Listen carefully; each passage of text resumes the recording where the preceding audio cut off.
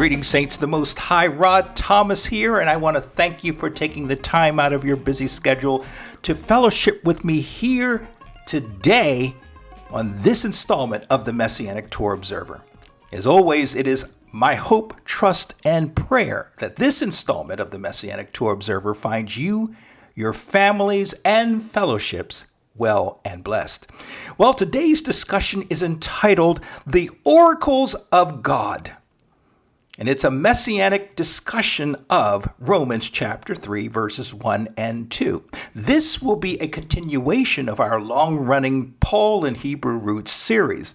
And if you've been with us for any length of time, you may recall that we embarked on this general series about 3 years ago with the expressed purpose of unraveling some of the Apostle Paul's more challenging and harder to understand passages. And we've certainly done that to some degree, although having only just scratched the surface of the Apostles' body of writings.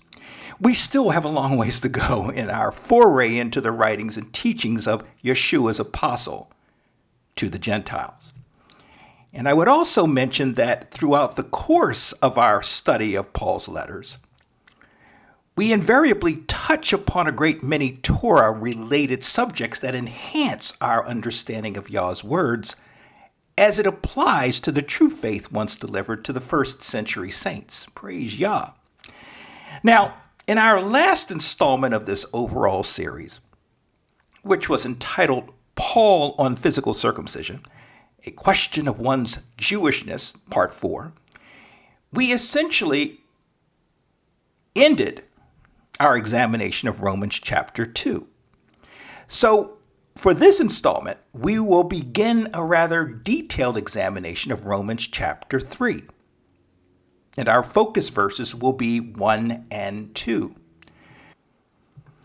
Although most will not find this focus passage all that challenging or hard to understand, we will find that the overall implications, the application and significance of what Shaul was attempting to convey to his Messianic Roman readers to be eye-opening. So today we will attempt to answer the questions: 1, how is being entrusted with the oracles of God an advantage to the Jew and to physical circumcision? And 2, what does the Jew being entrusted with the oracles of God have to do with us today? Now, what I need from you today is for you to carefully reread with understanding chapters 1 and 2 of Shaul's letter to the Roman Messianics. And I would ask that you, during your rereading of these 2 chapters, that you, with the guidance of the Ruach Kodesh, the Holy Spirit, that you outline in your minds the gist of what the apostle was attempting to convey to his Roman Messianic readers. And the reason I'm asking you to do this is because as we move forward in our discussions of chapter 3, really, over this and the next several installments of this series, it is going to be crucial that we have a firm contextual understanding of the basic themes, concerns, and issues that Shaul was bringing to the attention of his readers. We must never forget that the Sefer, the letter to the Roman Messianic assemblies, is an ancient document. And I covered this in the very first 3 years ago, in the first installment to this huge series we're doing. And I tried to make it implicit, to make it clear that this letter to the Roman Messianic assemblies is an ancient document written by an ancient writer in a dead language, specifically to an ancient assembly of Jewish and Gentile converts of the Way movement, or of the true faith once delivered. And the author wrote this letter to the members of this ancient assembly for a reason. He was addressing issues, concerns, and questions that were in some way brought to his attention. And those issues, concerns, and questions he was addressing in this ancient document were in some way or another impacting or affecting the well-being of the assemblies. So it must always be understood that contrary to the conventional wisdom of Orthodox religiosity, or let's just simply say Christianity, fundamental Christianity, the book of Romans is not, I repeat, is not a church operation manual. It is everything that I just mentioned above, but it is not meant, I should say, to be an outline on how to structure and operate a church. However, because Paul was led, or rather he was inspired by the Ruach Kodesh to write this letter in response to these issues or those concerns and questions that were germane to the Roman Messianic assemblies as they were conveyed to him, Jehovah, in his perfect and unfathomable wisdom, preserved this document for us, along with the rest of the apostolic writings, as a spiritual resource to aid us in our day-to-day walk with Mashiach, our day-to-day walk with Messiah. Yes, we should treat this and the other apostolic writings as scripture. Thus, we should study them and glean from them the mysteries that are contained in Yah's Torah and the teachings of our Master Yeshua HaMashiach, Yeshua Messiah. But we must study and glean from these living spiritual resources responsibly, prayerfully, and practically. And we must resist the urge to make these writings into things that they were never intended for. These sacred writings are not meant to supersede or replace Torah and the teachings of Yeshua, our Master. They were meant instead to clarify and to enhance our understanding of Torah and the teachings of Yeshua, Messiah. So please reread chapters 1 and 2 and sort out in your minds the central themes, issues, and concerns contained therein. And I'm asking you to do this again because we are going to find that most of the elements contained in chapter 3 emerge from or are directly linked to the issues, concerns, and questions the apostle outlined for his readers in the previous 2 chapters. I hope you're following me. For Shaul commonly goes back and forth in his letters to expound and to clarify statements he makes throughout his letters. It can be a bit frustrating because he's so eclectic. He's so different. His mindset, how he thinks, how he rationalizes, how he writes can be a bit wonky at times. I use the term wonky because that wonkiness is the thing that contributes to the difficulty in interpreting and understanding and applying Paul's writings to our day-to-day walk. And unfortunately, a great many people, a great many organizations for that matter, take it upon themselves to capitalize, that's my wording, or to seize upon the wonkiness of Shaul's writings, taking a lot of it way out of context and using that out of context content to create doctrine, to create laws and rules and traditions and so forth that the letter was never intended for in the first place. So we really want to be careful when we're studying and resist the tug, the urge to go on over to doctrinal practices and religiosity and all the stuff that have come out of Paul's writings. In essence, people have made Paul's writings to be the basis of Christian religion, all forgetting the foundation of the true faith once delivered, which is the Torah. The Torah, Yah's instructions in righteousness, which were clarified and expounded upon and expanded upon by our Master Yeshua Messiah. That is all lost because we now push Yeshua's teaching and example aside. We push Torah aside and we bring to the forefront Paul's writings and say, this is the basis upon which we live out our church. We're living and walking church. Many of us, not all of us, in fact, most of you who are here with me today, understand that that's not supposed to be the case. So we know, and that's what we're dealing with our counterparts out in churchianity or religiosity or however you call it, church, as I like to often refer to it because that's what they referred to it when I was growing up in the Baptist church, the church. Well, anyway, that's the situation. And I want us to try to avoid the temptation of being dragged or lulled or coerced even, or enticed into the churchianity that has emerged from, the dogmas that have emerged from the hard to understand writings of Paul. So I've said a whole lot, and I'm going to get off my bully pulpit, and we're going to look at our focus passage for today, which reads as follows.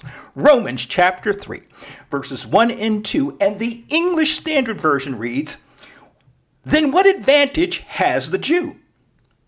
Or what is the value of circumcision?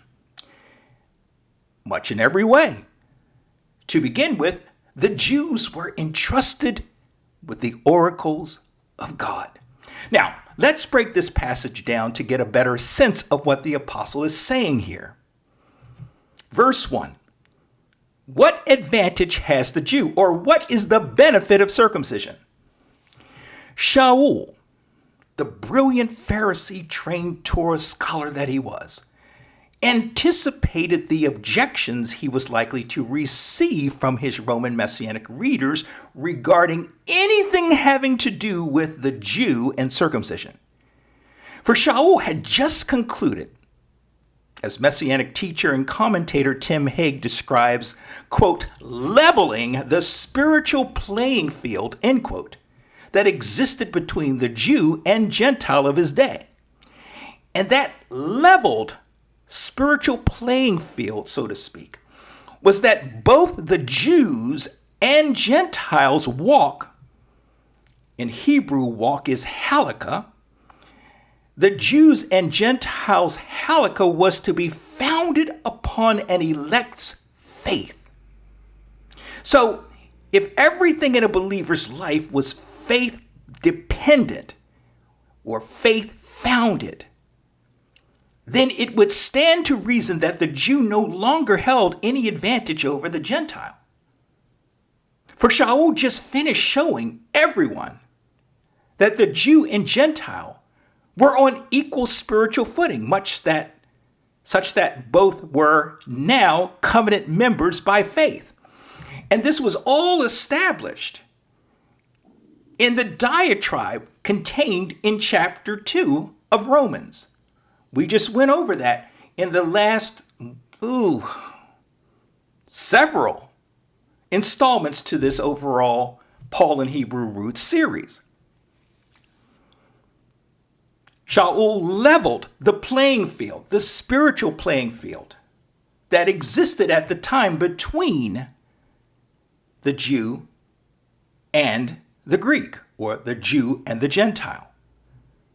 Now, recall from our 4-part series within a series entitled A Question of One's Jewishness, that the Jewish conventional wisdom of Shaul's day was that Jews were saved by virtue of their Jewishness, their culture, their lineage, their religion, or by their practicing Judaism as a result of their Jewish biology or their heritage, all these things.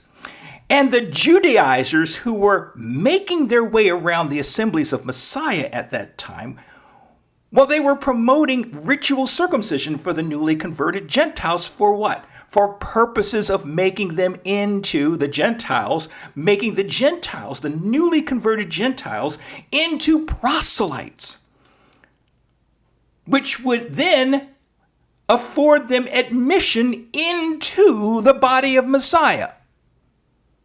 And again, we covered this in that 4-part series, within a series, A Question of One's Jewishness. So if you've not had an opportunity to listen to that series, I would invite you to do so.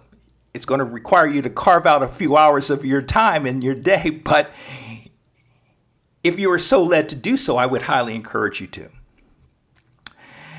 But to these, the Judaizers, the religious Jews of the Roman Messianic assembly, one's faith in the elements of Judaism, it trumped one's faith in his or her covenant relationship with the eternal. And this stood for both Gentile and Jew alike. In other words, the Jews, the religious Jew, the Judaizers, really didn't want to have anything or much to do with this whole concept of faith and grace. I'm talking about the true grace, God's true grace, not the perverted grace that religiosity has perverted. But they really wanted to get down to brass tacks that included all the provisions and traditions and laws and all the trappings of Judaism, and make that, all that, the basis of one's covenant relationship. Or not even that. Let me scratch what I just said. But to make that, all the trappings of Judaism, into the basis of their faith, the basis for their foundation. Remember, the religious Jew rested or had his faith rest upon his Jewishness, okay? And they wanted to extend that understanding, that practice, on over to the converted Gentiles. Torah reminds us that Jehovah established a covenant-based relationship with Yisrael, and he chose her exclusively from among all the nation peoples of the earth. And this is certified in Genesis chapter 18, verse 19, Exodus 19, verses 5 and 6, Deuteronomy chapter 4, verses 32 through 37, Deuteronomy chapter 7, verse 6, and Amos chapter 3, verse 2. I'll have these outlined in the show notes for you and for your convenience if you are so interested to check these passages out for yourself. Thus, Jehovah chose Yisrael to be his special people. And as a sign of that chosen relationship, Jehovah gave Yisrael the sign of physical circumcision. We covered all of this in the previous few installments to this series. So for Shaul, the former esteemed and accomplished rabbi that he was, to take the position that Yisrael no longer held a special place in the Eternal's heart would essentially make him an anti-Torah, anti-Jewish advocate. And such a position would, in a sense, be blasphemous. It, in a sense, would blaspheme the name of Jehovah among Gentiles by insinuating, and I stress insinuating, that Jehovah was not a God who was faithful to his word. And this was a concern for Shaul at this juncture of his letter, as evident as him asking, well, what advantage is there of the Jew and of circumcision?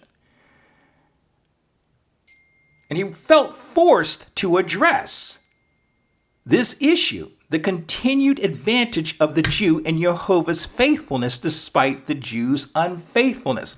Now, I'm kind of leaning off course here, but this whole concept of Jewish faithlessness and unrighteousness juxtaposed or in relation to Jehovah's faithfulness and Jehovah's righteousness, these concepts are going to be really expounded upon in the next several verses of chapter 3. And as we progress in this chapter, we are going to actually get heavy into these issues.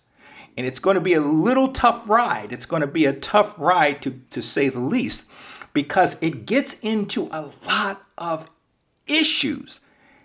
As interesting as those issues may be, and those issues include historical considerations as well, but practical issues. How are we to see and understand our Elohim? And understanding him from the standpoint of who he is and what his character is, how his character stands, becomes a central theme, a central element, a central point, a fundamental point of our faith. The holiness, the righteousness, the faithfulness of our Father. And it has tremendous ramifications and implications for us today that we're all going to need to really pay close attention to. So getting back on track with verse 1 of chapter 3, Romans chapter 3, we have laid before us a question, a rhetorical question that is part and parcel of the diatribe that is the mainstay of chapter 2. This diatribe is a continuation of that diatribe from chapter 2.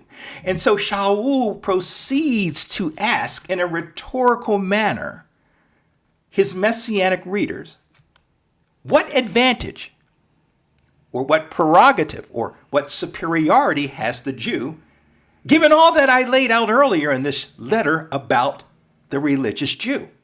All that I've just written, after laying and making the playing field level for the Jew and Gentile, what then, if any, advantage does the Jew have?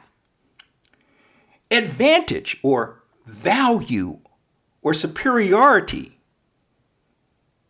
as used here in our focus passage, is the Greek term ophelia,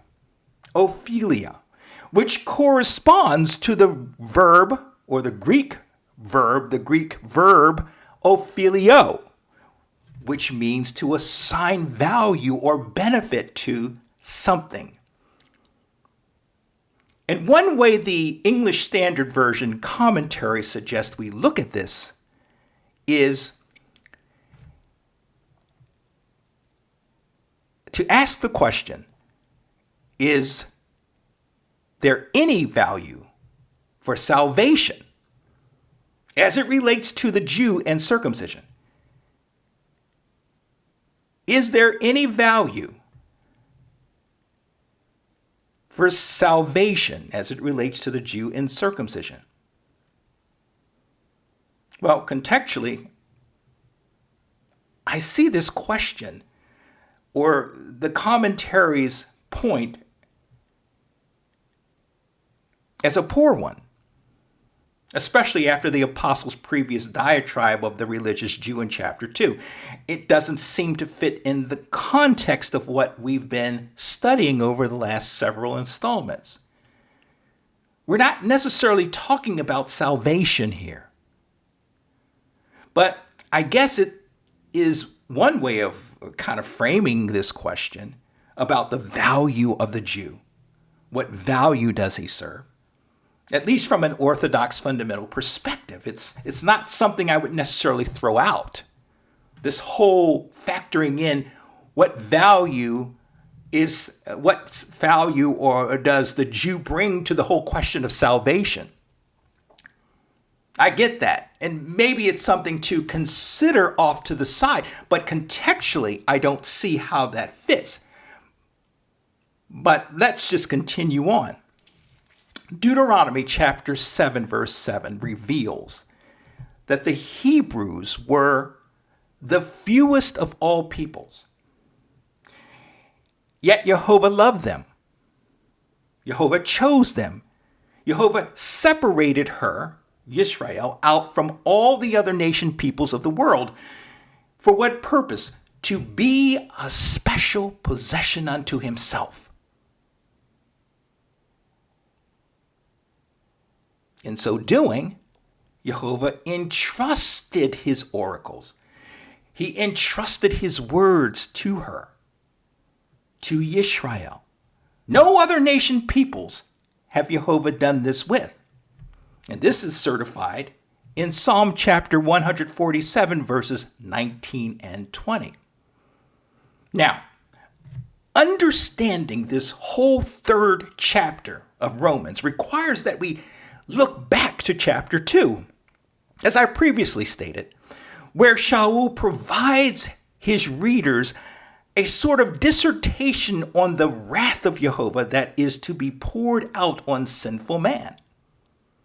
And I specifically talked about this in part 1 of the series within a series entitled A Question of One's Jewishness, as well as we touched heavily upon this in our exposition, in our discussion, in our study on the first chapter of the book of Romans.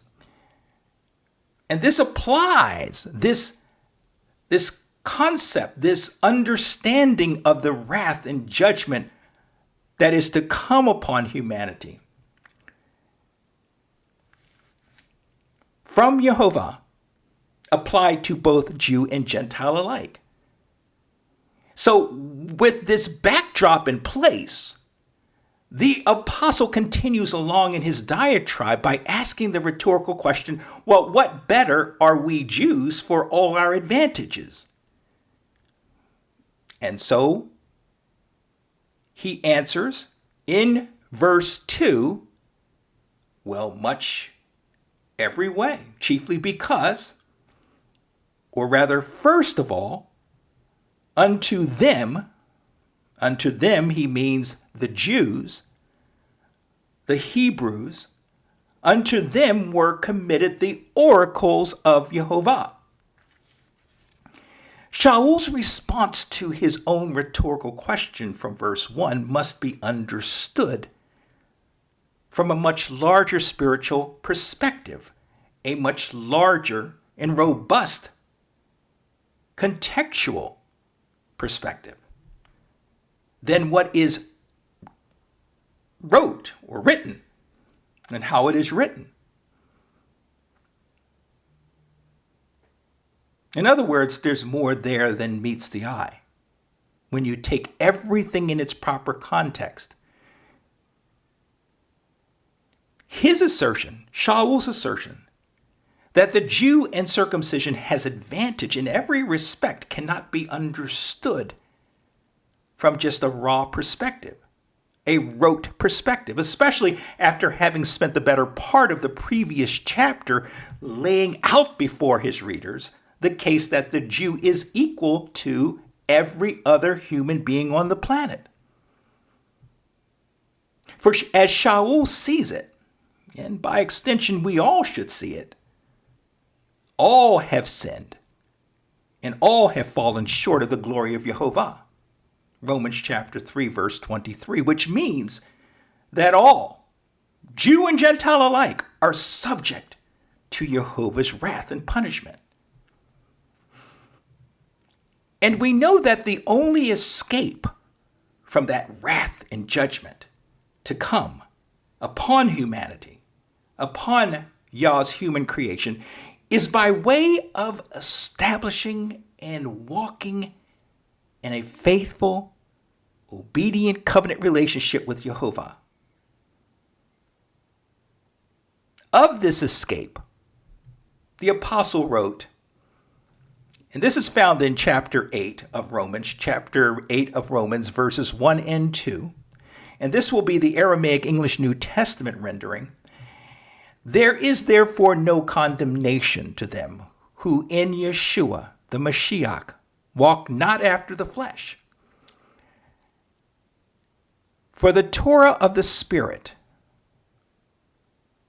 of life, which is in Yeshua the Mashiach, Yeshua the Messiah, has emancipated you from the instruction of sin and death. This is a fundamental element, understanding, and truth of our faith, brothers and sisters. We have the wherewithal to escape the coming wrath and judgment of our holy and righteous Elohim by virtue of our entering into and maintaining a covenant relationship with Jehovah through the personal ministry of Yeshua Messiah and the indwelling of the Holy Spirit. So all that the apostle has laid out in terms of this coming judgment to affect the vast majority of the population on this planet does not directly impact us. Directly is not a good word. It doesn't necessarily affect us because we have refuge in Yeshua Messiah. The whole point of one being saved, I guess, to use the popular Christian vernacular. We're saved. You know, most people say, well, you're saved, that means you're going to heaven or whatever. The popular Christian doctrines of going to heaven because you're saved. Well, the whole concept of salvation is broad. And maybe one day we'll even talk about the wider implications and understanding of what salvation is all about. It's not just the fact that you're going to go to a place of safety, which Christianity says is heaven. It's really more of being delivered, a deliverance from, a redemption from the coming calamity, the coming judgment, the coming punishment that will be leveled upon mankind, humankind, because of their sin, their rejection, their unbelief. Deliverance from the kingdom of darkness. And that, my friends, is an entirely whole other discussion that is just fascinating. Because we live in this kind of sterile environment, this sterile spiritual environment, where we just think of just sin and salvation. We don't see these two things as we see these two things exclusive of the bigger picture. We kind of ignore the bigger picture. And the bigger picture is that there are two kingdoms, two primary kingdoms. There's many, many kingdoms, but if we kind of take the time to diffuse this down into a more digestible, more easily understood manner. We're talking two kingdoms, the kingdom of darkness, which the kingdom of darkness contains a great many kingdoms, including the kingdoms of this world, versus the kingdom of Yehovah, the Malchut Elohim. So the whole thing is the salvation, and I'm getting off subject. I didn't mean to, but I can't resist. But this whole understanding of salvation that dovetails into and is illustrative of the Exodus out of Egypt by ancient Israel by Jehovah has the same spiritual application as us being redeemed and delivered and saved from Egypt Babylon, the kingdom of darkness. And that is such a beautiful and awe-inspiring concept that we'll get into later on as we work through the challenging and difficult passages of Paul. So getting back to the question of the Jew's advantage. The Jew's advantage is not founded upon privilege, as insinuated in chapter 2 in Paul's diatribe and his rhetorical Jew. The advantage is not found upon privilege. It's not founded upon the Jewish preeminence. It's not founded upon the priority that a Jew has over the Gentile, because that's what they believe. They believe they had arrived. The religious Jew had arrived. They were it. Instead, the advantage the Jew has is founded upon Yah's love for her. It's founded upon the purpose, the mission, the equipping of the Jew that came only about as a result of her chosen status as Yah's beloved. You see, Yah loves Yisrael. Despite their many screw-ups, their many failures, their spiritual failures,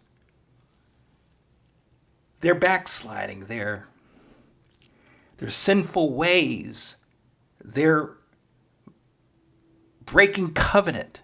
He loved them. He still loves them. But he also, Father, loves his human creation. Yah so loved the world that he gave his only begotten Son. John chapter 3, verse 16. So Yah's love for both segments of his human creation led to his blessing Yisrael with the opportunity to what? To bless all of humanity, as was promised directly to Abraham. Genesis chapter 12. But Yah also hates sin. Ecclesiastes 12:6. And that's something that we have to always keep at the forefront of our minds. He loves us, but he hates the sin. He wants to make humanity his children. He wants to bring them to the place that they were always supposed to be from the time he created Adam. He wants to bring all of humanity into his kingdom. But there's a problem. Sin. He has to deal with the sin. The sin issue has to be met and dealt with, and sin has to be taken out of the equation, the spiritual equation. And because he is inherently holy and righteous, I'm talking about Jehovah, because he is inherently holy and righteous in all his ways. Another foundational principle is that Father is holy and righteous in all his ways.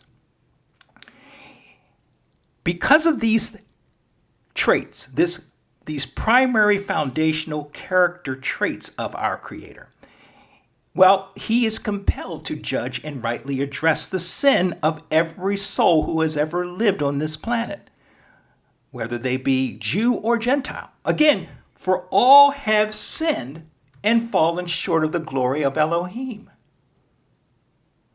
Romans chapter 3, verse 23. Now, for the unconverted, unrepentant person in the world, be they Jew or Gentile, the sin issue doesn't go away. It stays. It remains. And that person is subject to judgment. The sin issue has to be dealt with. There are no free passes into the kingdom of Yah. But for the redeemed, the elect, those who have entered and who maintain a covenant relationship with Jehovah, well, their sin has been dealt with through the personal ministry of Yeshua HaMashiach. This is not news to any of you guys because you all know that already. We just talked about how there is therefore now no condemnation for any who are in Yeshua Messiah. So again, these are all fundamental premises, all fundamental understandings that we must keep at the forefront, because all of this that we're talking about, these principles, these foundations, Shaul is building upon in this letter in order to address the issues and concerns and problems that were brought to him. He has to highlight these fundamental elements in order to address those issues, elements, and concerns, okay? Now, one advantage the Jew has in comparison to the rest of humanity is founded in Jehovah in trusting his words. And his words, as expressed in most authorized English translations of Bible, is oracles. Oracles. So, the advantage of the Jew rests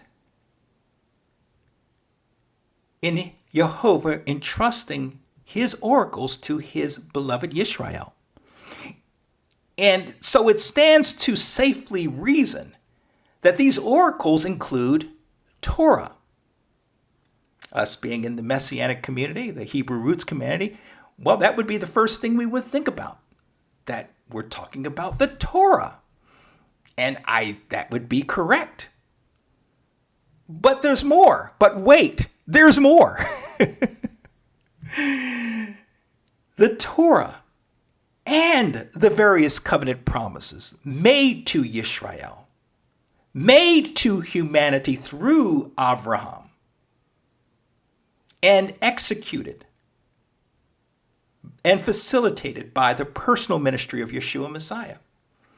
The instructions in righteousness as recorded in the whole of the Tanakh, and most importantly, the promises tied directly or indirectly to the coming and personal ministry of Messiah, Yeshua Messiah, as foretold by Yah's set-apart prophets of old.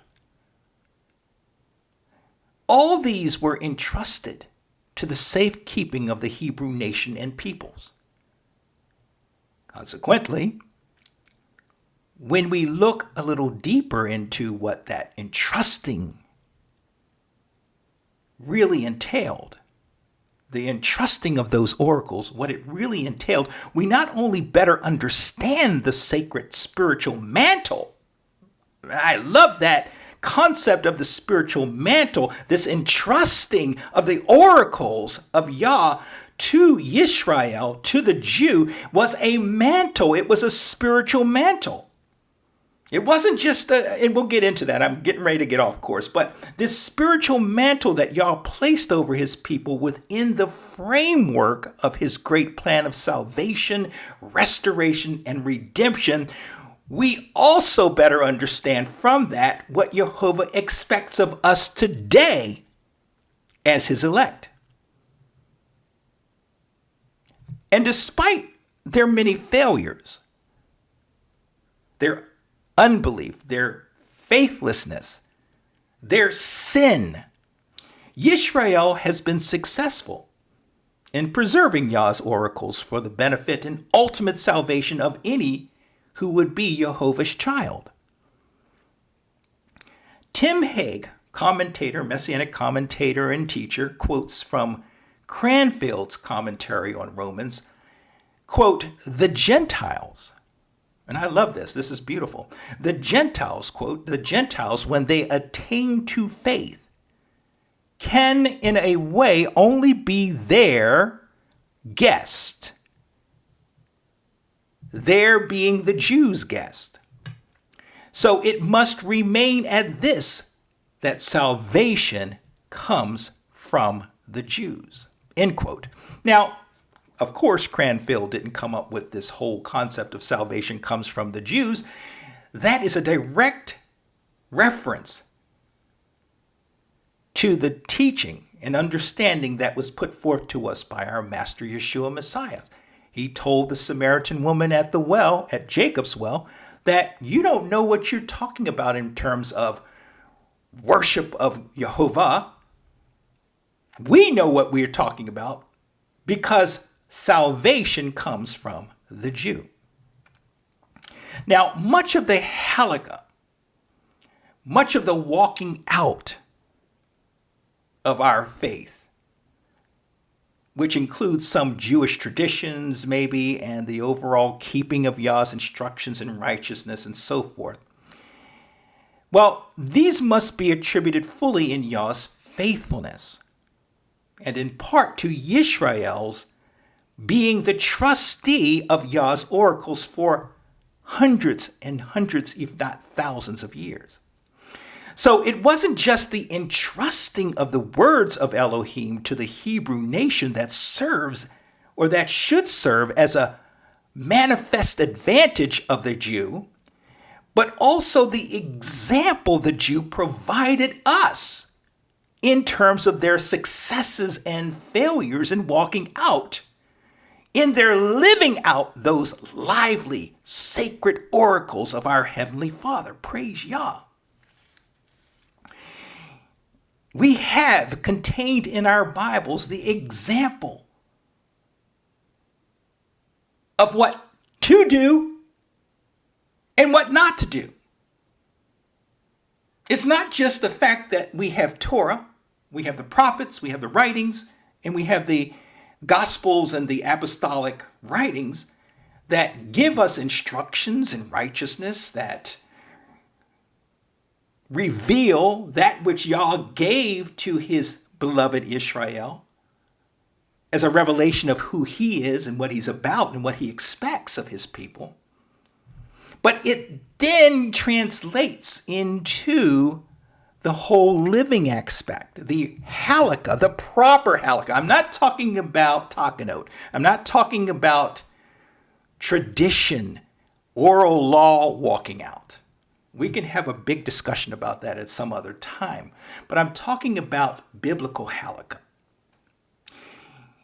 We know that Israel was successful in many respects in their walking out, which is part and parcel of their being entrusted with the oracles of God. But we also know that they failed a great deal in their halakha, in their walking out of the biblical oracles of Yah. So we have their example. So we have no excuse. Religiosity, churchianity, all the quasi-Messianic groups and everybody else, including the Messianic Hebrew roots communities, we have no excuse because we have their example, and we should be able to quickly and easily and effectively discern what's expected of us, to understand what we should and shouldn't do. So we have an advantage over the Jew because they were walking this thing out on the fly themselves. But we have their example to look back to. That entrusting of Yah's oracle, though, I hope you understand what I'm about to say here. That entrusting of Yah's oracles, then, is still being written in us today. That entrusting has that mantle, that spiritual mantle has been passed on to us today as engrafted Israelites. Are you with me, friend? That is the huge thing that must be understood here. As it relates to Shaul's mentioning of the Jew being entrusted with Jehovah's oracles as an advantage or as a privilege she had over other nation peoples of the world, it must be clearly understood that Jehovah's entrusting of his oracles to the Jew did not imply Jewish ownership of said oracles. Now, this is important to keep in mind. The entrusting Shaul writes about here has to do with stewardship. And stewardship, again, is one of those bigger than what's apparent on paper principles that we have to understand.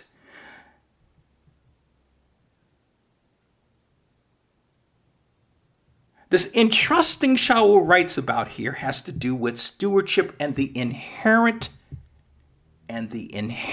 responsibility to live and walk in those entrusted oracles for all the world to see, so that Jehovah may receive the glory and honor he so richly deserves.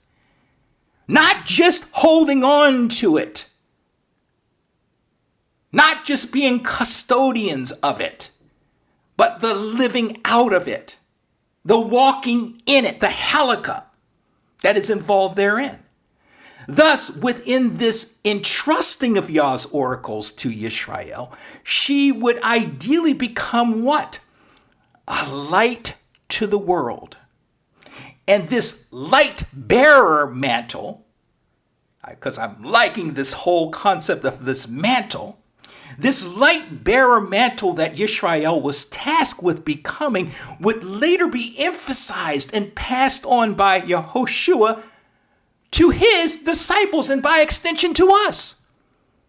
Isaiah chapter 49 verse 6, Matthew chapter 5 verses 14 through 16. Now, I trust that you recognize the importance behind this premise of Yisrael, and by extension, we of the body of Mashiach being entrusted with the oracles of Jehovah, having more to do with Yisrael walking out Jehovah's ways, having Yisrael walking out the Messianic promises that would ultimately lead to humankind's salvation, than simply being the oracle's trusted stewards. You see, there's a major difference between being the steward of a certain thing, such as the oracles of Jehovah, and being fully invested, fully immersed, personally, nationally, in the very essence and significance of that thing. So we're in essence talking about true and proper Torah halakha here, and not just stewardship of Yah's word. Simple, basic stewardship is illustrative of the one who was given a single talent by his master, who, instead of investing and promoting that single talent, what did he do? He buried it, waiting the master's return. And that single buried talent produced absolutely no fruit. Matthew chapter 25, verses 24 through 30. And of course, the servant's master was furious at the laziness, the uncaring, the uninvested attention that this servant paid to that talent. Whereas the other servants took interest in the talents that their master entrusted unto them, investing and growing those talents to the delight and glory of their master. Matthew chapter 25, verses 14 to 23. And in their investing and growing that talent, reminiscent of the oracles of Father, they were given greater responsibility and respect by the master. So what we're talking about here, as it relates to Yah entrusting his oracles to his people, is a complete transformative state of being within Yah's elect that causes the world around them, and we're by extension including the body of Mashiach in this as well, to turn and take notice, having the world turn and take notice, to inquire of those oracles, to adopt those oracles and ultimately become sons and daughters of the Most High. Are you with me? Because those oracles turn us into light bearers. And being light bearers, people are drawn to that light. And being drawn to that light, they have questions. Why do you do what you do? Why do you believe what you believe? And some will even say, well, I want what you have. I want a piece of those oracles. I want to be a part of that, or I want to walk and live oracles. Regardless any anti-Semitic sentiments that many within and outside our faith communities may possess, Yisrael has, through Jehovah's divine providence, made an astoundingly positive difference in the world. They've blessed the world. Genesis chapter 12, verses 2 and 3, and Deuteronomy chapter 4, verses 5 and 8. That is the advantage the Jew had. They were the blessing and the light to the world. They didn't necessarily accomplish that on their own. Oh no, not on their own accord. But they've blessed the world because Jehovah loved them. And in his loving them, he passed down to them his oracles. He revealed himself to them, and he covenanted with them. And by virtue of that loving relationship he had with them, we are the beneficiaries of that entrusting of the oracles. That is the vantage that the Jew has. So, what can we conclude from our study of this Pauline passage? We're here at the end. The advantage the Jew enjoys is that she was entrusted with Jehovah's oracles. And we discussed that this entrusting of Yah's oracles transcends simple custodianship of Yah's word. And it must include the walking out of those oracles to the glory and honor of Jehovah for all the world to see.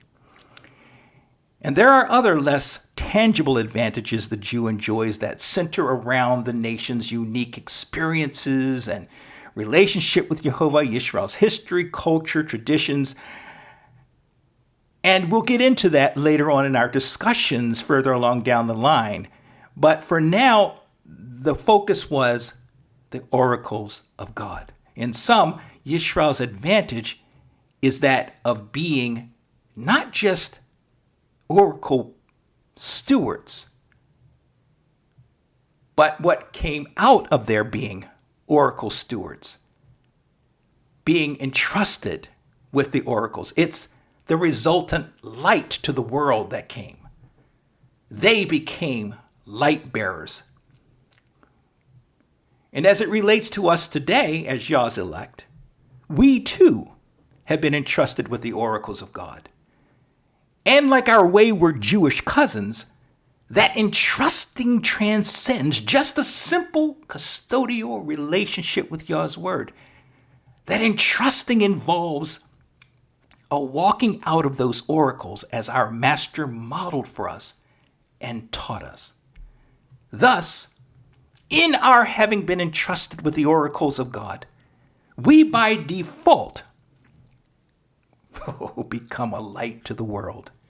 We become a city on a hill that cannot be hid. Praise Yah. Matthew chapter 5, verse 14. And so it is. And so it is, my dear brothers and sisters, in our keeping, in our walking out Jehovah's lively oracles, the world sees our good works, all of which blesses our Father in heaven. And he thus receives the glory and honor he so richly deserves. Praise Yah. So I pray you got something out of our discussion here today. And Abba willing, we'll pick up where we are leaving off in our next installment to this series. So, thank you for being here. And until next time, may you be most blessed, fellow saints in training. Shalom.